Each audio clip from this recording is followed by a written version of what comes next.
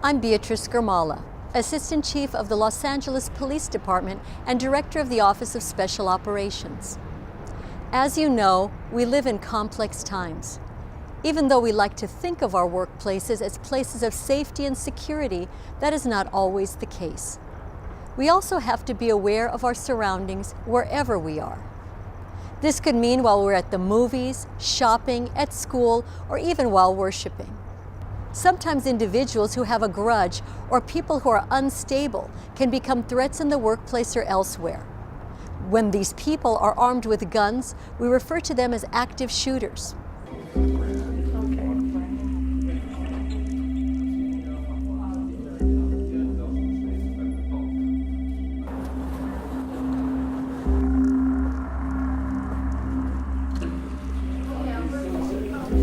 Although it's unlikely to ever happen to you, you should be prepared and know what to do if an active shooter ever shows up at your place of work, or even if you think one might be there.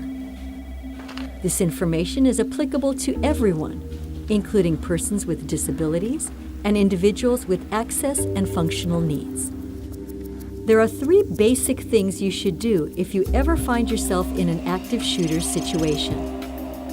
Run, meaning to flee the scene, evacuate, or get away immediately. Hide, meaning to get someplace where the shooter can't see or hear you. Or fight, meaning to do everything you can to hurt, hinder, or stop the shooter. If there is ever an active shooter in your workplace, act immediately. Choose your best option and do it. The time to think about these options and to be prepared is now, before such a situation ever arises. Your first clue that there is an active shooter could be the sound of gunshots or a warning from a coworker. In that case, your most ideal response is to evacuate the premises, get out, and get to a safe location. Ideally, you should always know of at least 2 different ways to get out, no matter where you are. Accessible exits may be limited, so individuals with disabilities or access and functional needs should always plan ahead. If you think there is an active shooter, get yourself out first, even if others with you are hesitant to do so. Help others to get out if it is safe to do so, and guide other people to safety if you can. Leave all non-essential belongings behind. Use visual clues or gestures to assist people who may not be able to hear you. If police or security guards are nearby, keep your hands visible.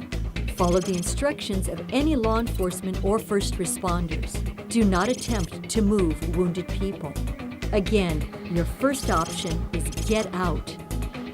Once you are safely away from the situation, contact 911 to report what you know.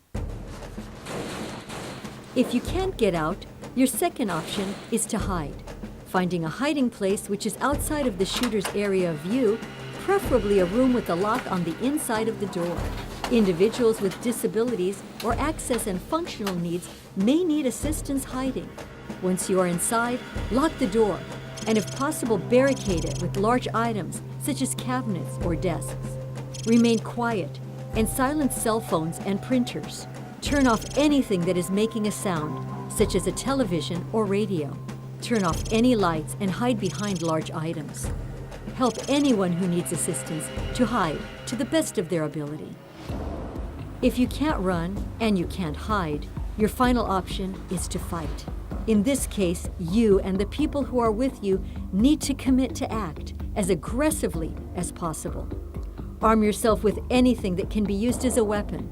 Individuals with disabilities or access and functional needs should remember that wheelchairs and other medical equipment can be used as a weapon or as a distraction.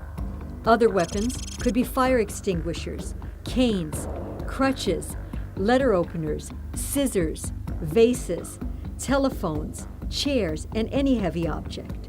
Do your best to hide from the attacker, and when he enters the room, hit him with everything you have. Don't hesitate. Be aggressive. Your life could depend on it.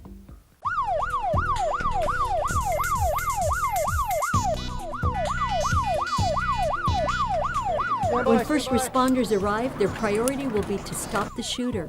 Only after that is done will they help anyone who is injured. Be aware that there may be loud noises, such as explosions, yelling, and sirens that could trigger sensory issues or confusion. There may be officers in military-style gear. There may be smoke that obstructs vision or irritates the eyes and throat.